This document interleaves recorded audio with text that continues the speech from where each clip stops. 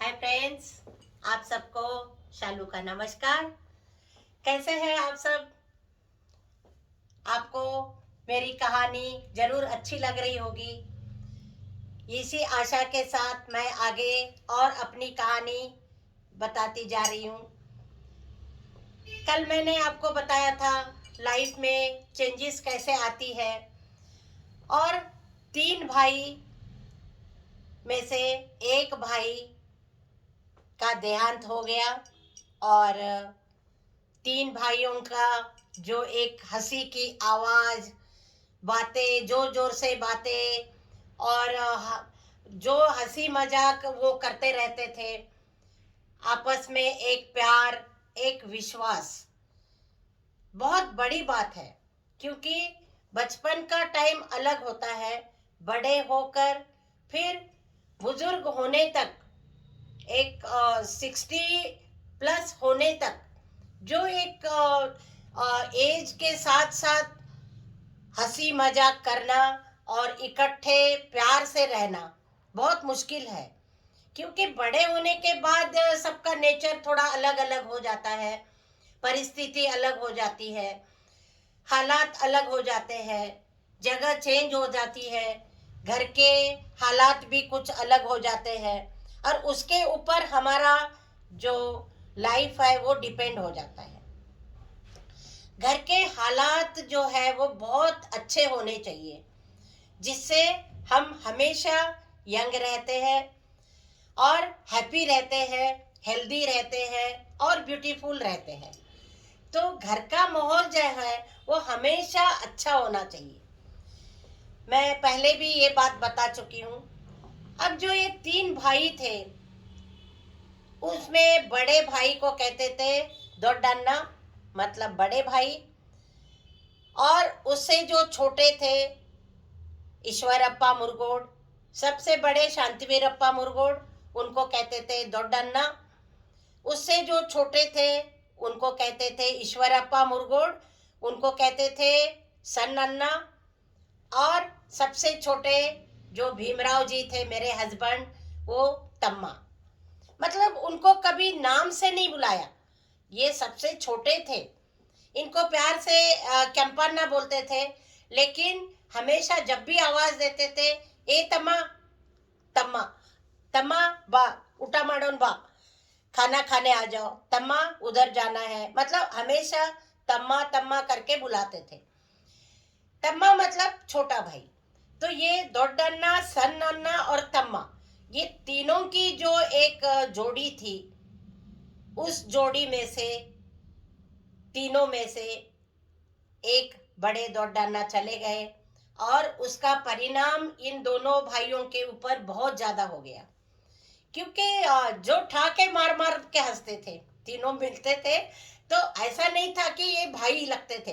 कभी कभी ऐसा लगता था कि तीनों फ्रेंड्स हैं। क्या हंसी, क्या मजाक, और एक दूसरे को चेष्टा करना, और जोर जोर से हंसना, वो हंसी, वो आवाज मेरे कान में अभी भी है, अभी भी है। बहुत ही क्रिएटिव तीनों भाई, तीनों ही आर्टिस्ट। देखिए, एक घर में तीनों भाई आर्टिस्ट थे।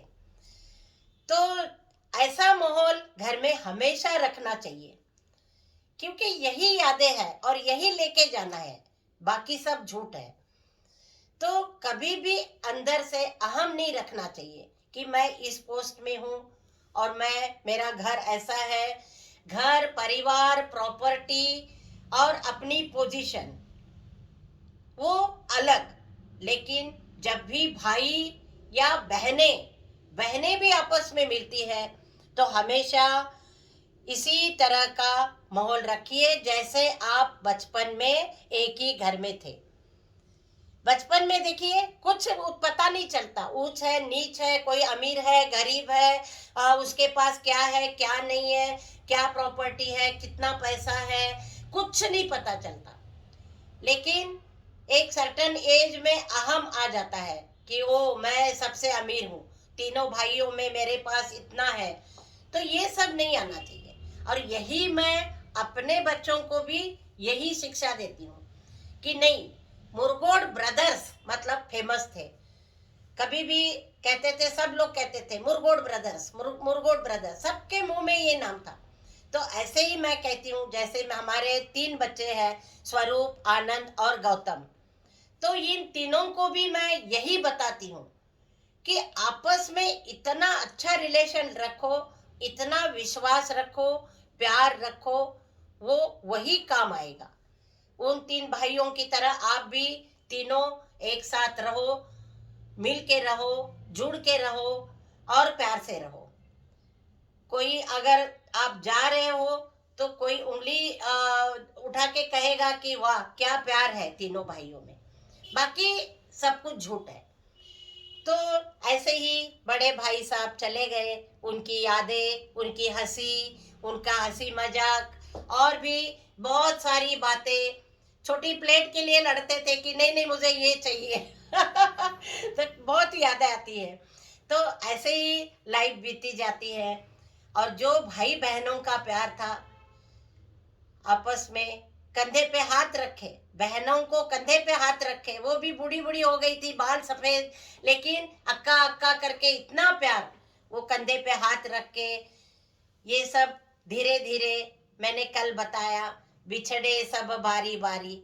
तो ये तीनों भाई में से एक भाई चले गए और जो 2 रह गए वो भी बहुत ही, मेरे जो जेठ जी थे ईश्वरप्पा मुरगोड, बहुत ही क्रिएटिव, उनको आध्यात्मिक के ऊपर बहुत वो था और बहुत ही क्रिएटिव, अपना खुद पोएट थे, अपना खुद ही स्क्रिप्ट लिखते थे, नाटक लिखते थे और भी कविताएं लिखी है बहुत सारी, और बहुत बड़े आर्टिस्ट थे। पेरिस में 3 बार होके आए, अपने बलबूते पर, अपने कॉन्फिडेंस के साथ और अपनी मेहनत के साथ 3 बार वो पेरिस होके आए। तो ये क्या है, बहुत ही क्रिएटिविटी जो है, वर्क इज वर्शिप, तो उन्होंने ये सब पाला था। और फिर धीरे धीरे ये 2 भाई और 3 बहनें इकट्ठी रही और फिर बहुत सारी बातें करते रहे। मुझे जाने का मौका नहीं मिला क्योंकि मेरे पास बहुत सारे बच्चे थे, मैं दिल्ली में रह गई। और ऐसे ही आप भी, मुझे मेरा आज का संदेश है, घर में देखिए भाई बहन है ही कितने, आजकल सबके घर में एक ही बच्चा है या 2 है, 1 है 2 है या नहीं है। लोगों में, लोगों के विचारों में और परिस्थिति में चेंजेस आ रही है। आजकल की जो लेडीज है वो कहती है कि हमें बच्चे ही नहीं चाहिए, यहाँ तक कि वो नौबत आ गई है। बच्चे जरूर घर में होने चाहिए, हंसता खेलता परिवार बहुत अच्छा लगता है, लड़ता झगड़ता परिवार बहुत अच्छा लगता है। तो ऐसे ही आपका घर में भी आप बहुत अच्छा और खुश और बहुत ही हैप्पी और बहुत ही एक अलग सा वातावरण बना के रखें, इकट्ठा बैठ के खाना खाएं। और ये सब चीज़ें हमारे घर में थी और अभी भी है। तो आपको मेरा यही संदेश था आज का।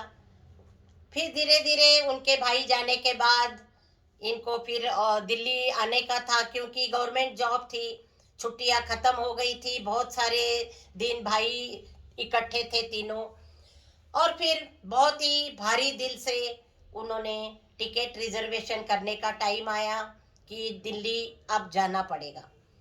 दोनों भाइयों में लड़ाई होती रहेगी, लड़ाई होती रहे कि अन्ना तुम मत जाओ, तुम बहुत थक गए हो, रात दिन हॉस्पिटल में थे, तो तुम यहीं पे रहो, आप बेंगलोर में रहो या दीदी के पास जाओ, थोड़ा आराम करो, रेस्ट करो, कुछ दिन तुम्हें विश्रांति की ज़रूरत है। और मैं, छोटे वाले जो भाई मेरे पति थे, वो कहने लगे मैं दिल्ली जाऊंगा। और दोनों की लड़ाई किस बात पे हुई कि मैं दिल्ली जाऊंगा और मैं दिल्ली जाऊंगा। वो कहने लगे मैं जाऊंगा, मेरी छुट्टियां नहीं है, और छोटे वाले कह रहे थे कि मैं दिल्ली जाऊंगा। अब इस चक्कर में लड़ाई हुई और बड़ी दीदी से डांट भी पड़ गई इनको कि अरे क्या छोटे बच्चों की तरह ही लड़ाई करते रहते हो। लेकिन ईश्वरप्पा मुरगोड जी, कस्तूरी जी, मेरी जिठानी, दोनों ने अपना टिकट बुक किया और फिर 12 अप्रैल को उनकी डेथ हुई थी। और 16 अप्रैल की उनकी 5वें दिन उनका क्रिया करके फिर वो 16 तारीख को दिल्ली के लिए रवाना होने वाले थे। पूरी तैयारी हो गई आने की। और फिर आगे कल की कहानी मैं आपको कल बताऊंगी। तब तक के लिए आप सबका नमस्कार, धन्यवाद। आप जरूर मेरी कहानी सुनते रहे और जरूर लाइक करते रहे। धन्यवाद आप सबका।